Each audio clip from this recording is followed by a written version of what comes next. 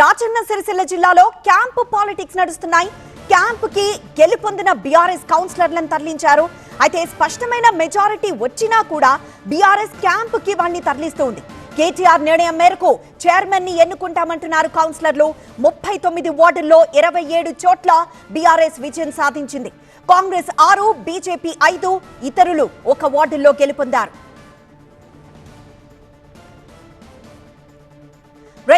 ప్రస్తుతం మనం BRS నేతల్ని camp కి తరలిస్తున్న దృశ్యాన్ని చూస్తున్నాం.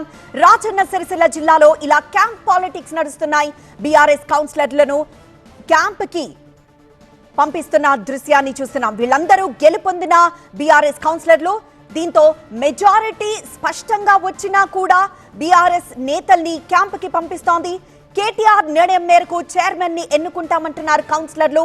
మొత్తం 39 వార్డుల్లో 27 చోట్ల బీఆర్ఎస్ విజయం సాధించింది. ఆ ప్రాంతంలో కాంగ్రెస్ 6, బీజేపీ 5, ఇతరులు 1 వార్డుల్లో గెలుపొందారు.